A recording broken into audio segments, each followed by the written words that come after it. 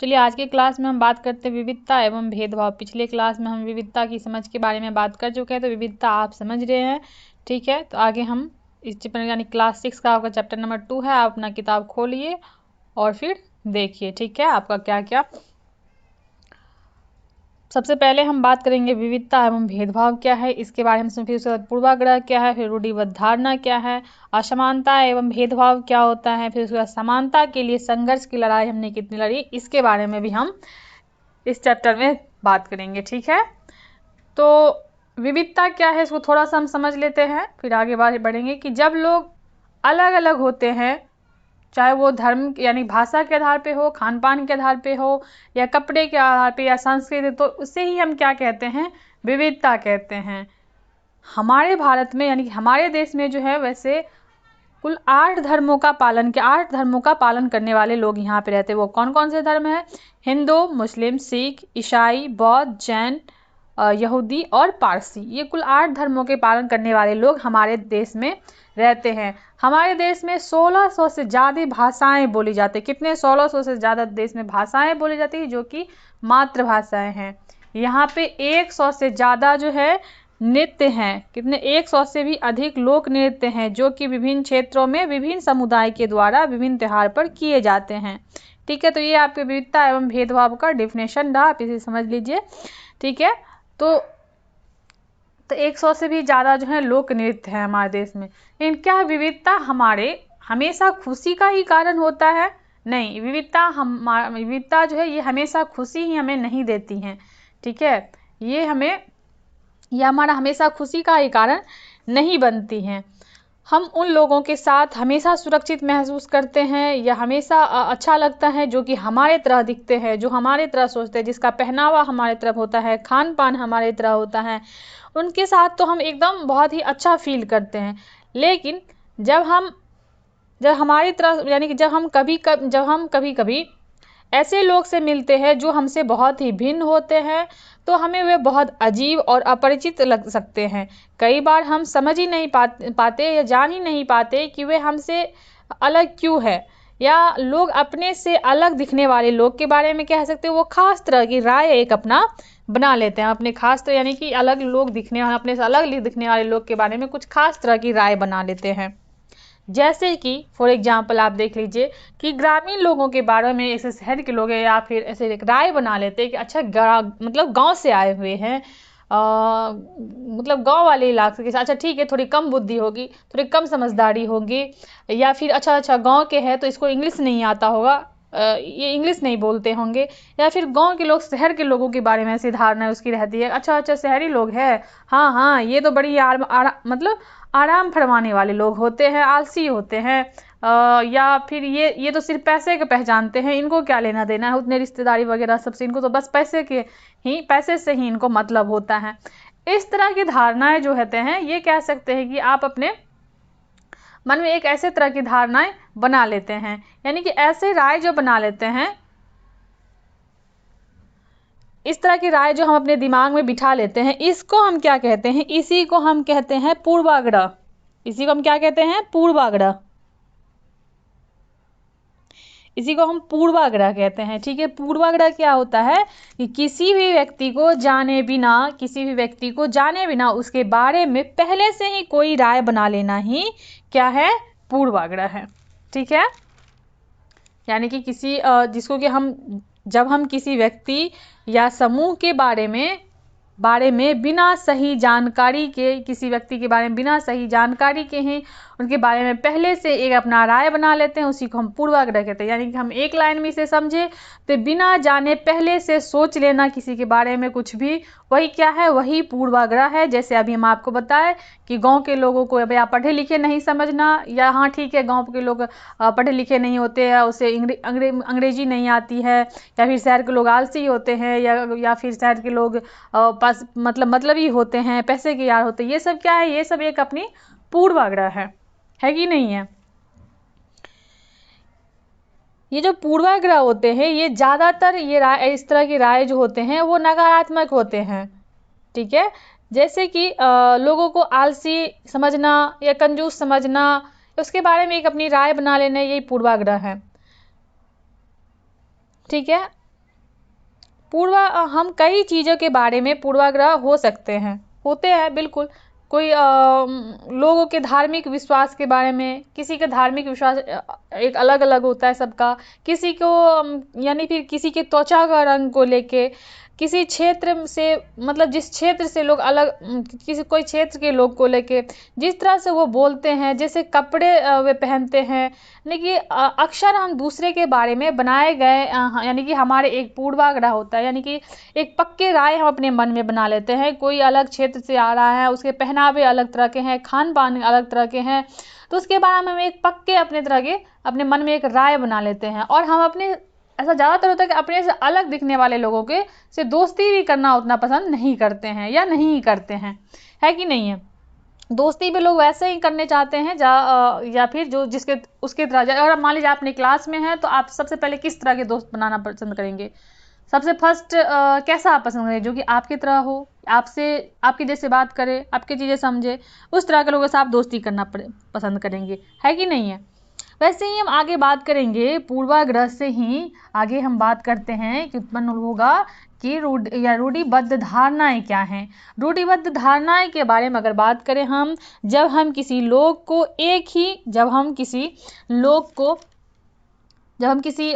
पूरे समूह के बारे में कह सकते हैं, जब हम किसी पूरे समूह के बारे में एक ही तरह की सोच बना लेते हैं तो उसे ही क्या कहते हैं? रूढ़िबद्ध धारणा कहते हैं। या जब हम किसी लोगों को एक ही छवि में बांध देते हैं, एक ही तरह से समझ लेते हैं, तो उन्हीं के बारे में हम क्या कहते हैं? यानी पक्की धारणा बना लेते हैं। तो ऐसी धारणाएं क्या है?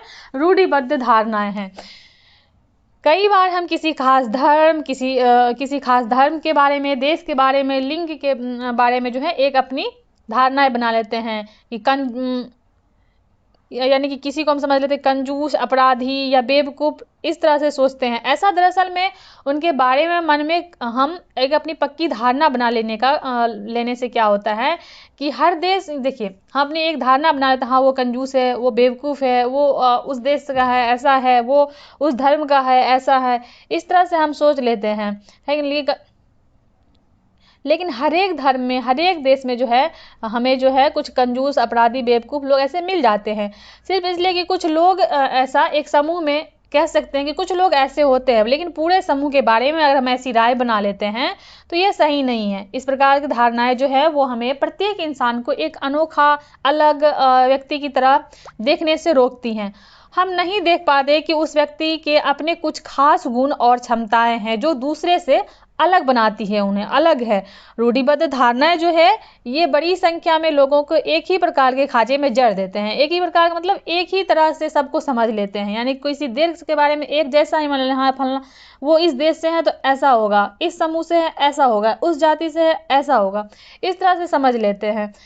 जैसे कि माना जाता है, फॉर एग्जाम्पल हमारे सोसाइटी में ही ऐसा कि ऐसा कहा जाता था कि जो लड़कियां हवाई जहाज नहीं उड़ा सकती है, या फिर क्या कहते हैं, या फिर इस तरह से कि लड़कियां जो है वो आपको क्रिकेट नहीं खेल सकती हैं, या फिर लड़के रोते नहीं हैं, लड़कियां हवाई जहाज, इस तरह की धारणाएं जो है ये हमें ऐसे काम करने से रोकती हैं जिनको करने की हमें काबिलियत है, लेकिन हम शायद उसे नहीं करते हैं।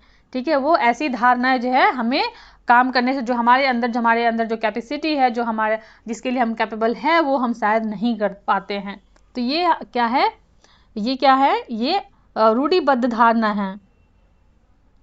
ये हम सबको यानी कि एक जैसा समझ लेना, है कि नहीं। ये क्या है? रूढ़िबद्ध धारणा है। आगे रूढ़िबद्ध धारणा को ही हम समझे, इसके आगे बेसिस हम बात करते हैं कि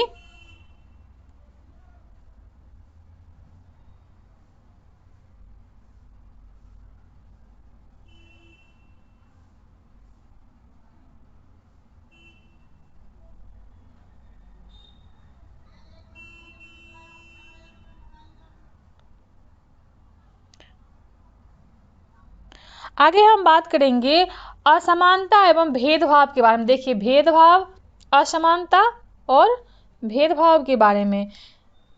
असमानता, अगर भेदभाव के बारे में हम बात करें तो भेदभाव जब किसी के साथ भेदभाव का मतलब हुआ कि जब किसी के साथ हम जानबूझकर गलत व्यवहार करते हैं क्योंकि वह अलग है, तो उसे भेदभाव कहते हैं। भेदभाव तब होता है जब लोग जो है पूर्वाग्रह या रूढ़िबद्ध धारणाओं के आधार पर व्यवहार करते हैं। पीछे हम पूर्वाग्रह और रूढ़िबद्ध धारणाओं को समझ चुके हैं। इसी के आधार पर अगर व्यवहार करते हैं, अगर आप लोगों को नीचा दिखाने के लिए कुछ करते हैं, जैसे अगर आप उन्हें कुछ गतिविधियां में भाग नहीं लेने से रोकते हैं, कोई काम करने से रोकते हैं, या फिर किसी खास नौकरी करने से रोकते हैं, या किसी खास मोहल्ले में रहने से रोकते हैं कि नहीं आप इस समुदाय के लोग हैं, इस जाति के लोग, आप इस मोहल्ले में नहीं रह सकते हैं, इस मोहल्ले में सिर्फ इस समुदाय के लोग रहते हैं, तो ऐसे करने से किसी व्यक्ति या समूह के साथ गलत व्यवहार करना ही जाति, धर्म, लिंग के आधार पे तो यानी कि रोकते हैं। या फिर किसी मोहल्ले में रहने से, या फिर जैसे कि पानी का इस्तेमाल करने से, हैंडपंप से पानी लेने से, या फिर कुएं के पास जाने से, या फिर किसी खास ग्लास या कप का उपयोग करने से आप रोकते हैं, तो इसका मतलब है कि आप उनके साथ भेदभाव कर रहे हैं। भेदभाव कई कारण से हो सकता है। आप पिछले क्लास को याद कीजिए कि आपका जो पिछला चैप्टर है विविधता की समझ, उसमें आपने कहानी पढ़ा होगा कि समीर 1 और समीर 2 के बारे में। ये एक दूसरे से भिन्न है, समीर 1 और समीर 2। आई होप कि आप पढ़े होंगे स्टोरी। नहीं पढ़े थे तो आप पढ़ लीजिए पहले पिछले क्लास को, ठीक है, क्योंकि एक दूसरे से लिंक होता है सब। उनका धर्म जो है वो अलग था, दोनों जो है एक अलग अलग धर्म से बिलोंग करते थे।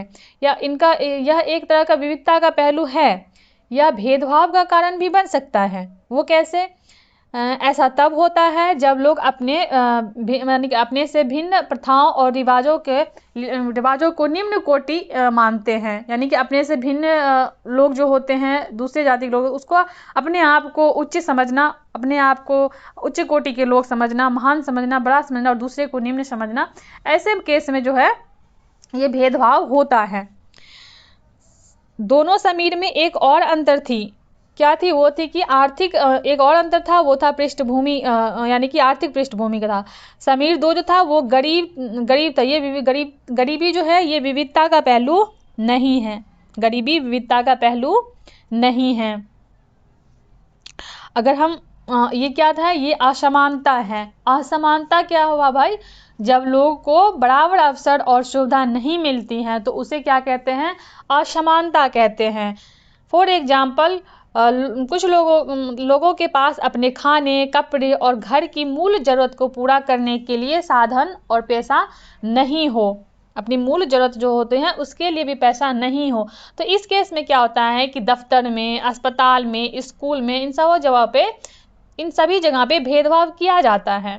तो कुछ लोग को विविधता, यानी कुछ लोग की विविधता और असमानता पर आधारित दोनों ही तरह के भेदभाव का सामना करना पड़ता है।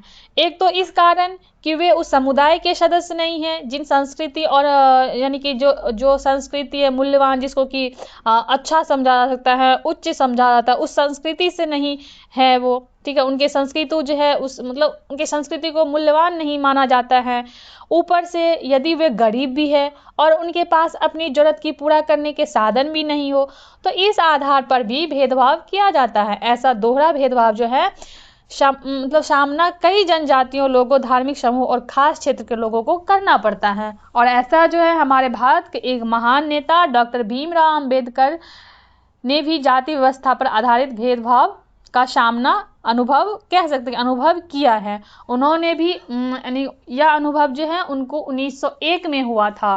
तब वो 9 साल के ही थे और वे महाराष्ट्र में कोरेगांव में अपने भाई के साथ पिता से मिलने गए थे। उस दौरान जो उनको भेदभाव उनके साथ जो हुआ वो आपको अपनी किताब में, अपने बुक में मिल जाएगा, ठीक है। तो आपने बुक पलटाइए और इसको पढ़िए और समझिए, ठीक है। तो चलिए, आई होप कि आप भेदभाव और समानता के बारे में हम समझ रहे होंगे। आई होप कि आप समझ गए। देखिए, आप समझ गए रूढ़िबद्ध धारणा और पूर्वाग्रह और भेदभाव, ये सब क्या है? एक दूसरे से आप कह सकते हैं कि ये क्या है?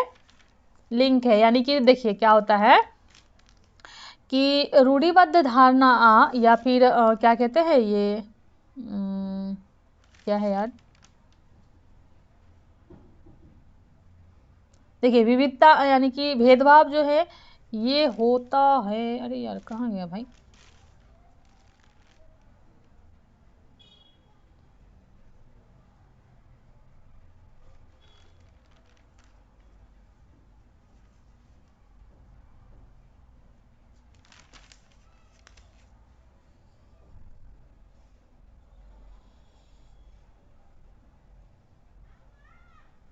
देखिए रूढ़िबद्ध धारणा यानी कि गलत सोचना, इससे पूर्वाग्रह बनता है। रूढ़िबद्ध धारणा से ही पूर्वाग्रह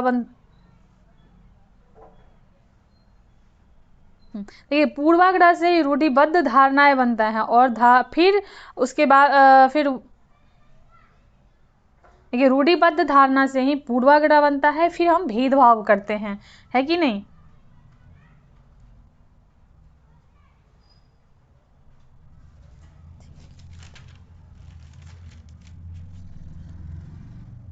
यानी कि पूर्वाग्रह क्या है, पूर्वाग्रह जो है वो हमारे दिमाग का सोच है। देखिए पूर्वाग्रह जो है वो क्या है, वो हमारे दिमाग का सोच है, यानी कि थिंक करते हैं, हम सोचते हैं अपने दिमाग में। और उसके बाद क्या कहते हैं, उसके बाद रूढ़िबद्ध धारणाएं क्या है, रूढ़िबद्ध धारणा जो है वो पूर्वाग्रह से ही रूढ़िबद्ध धारणा बनता है। उसके बाद फिर हम जो भेदभाव करते हैं, यानी कि भेदभाव क्या है, व्यवहार करना, यानी कि एक्शन करना, वो हमारे व्यवहार में दिखता है कि नहीं, वो हम एक्शन करते हैं। तो उसके बाद हम आगे समझेंगे, जब इतने लोगों के साथ असमानता आएगा, जब लोगों को सामना करना पड़ा, तो फिर क्या हुआ,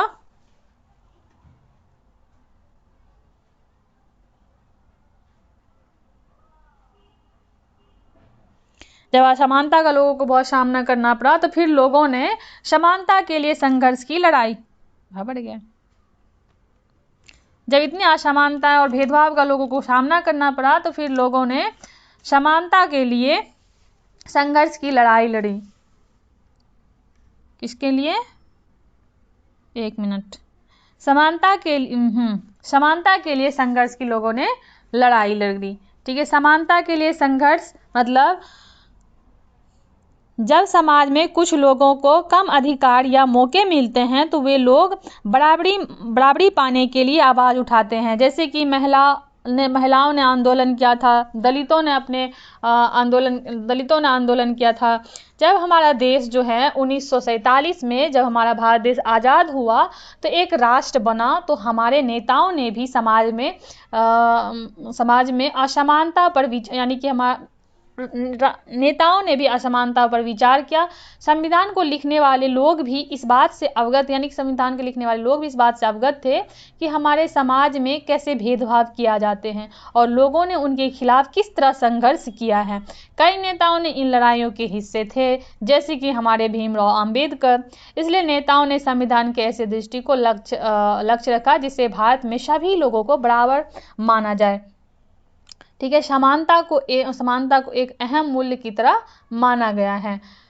तो जो हम सभी को एक भारतीय के रूप में जोड़ती है। प्रत्येक व्यक्ति को समान अधिकार और समान अवसर प्राप्त है। तो जब हमारा संविधान बनके तैयार हुआ, तो उसमें जो है उसमें समानता का अधिकार जो है, वो हमारे मौलिक अधिकार जो है वो भाग 3 में रखा गया है, जिसमें कि हमें 6 मौलिक अधिकार रखा गया है। उसमें से समानता का अधिकार जो है वो आपको राइट टू इक्वालिटी का अधिकार जो है, ये आपको हमारे संविधान में आर्टिकल 14 से लेकर 18 में दिया गया है। ठीक है, किसमें 14 से लेकर 18 में, इसमें आर्टिकल 17 में जो है, यहाँ पे आर्टिकल 17 में जो है वहाँ पे अस्पृश्यता का अंत, यानी कि छुआछूत का अंत किया गया है। ठीक है, आई होप कि आप इस बात को समझ गए होंगे, आप इस चैप्टर को समझे होंगे सही से।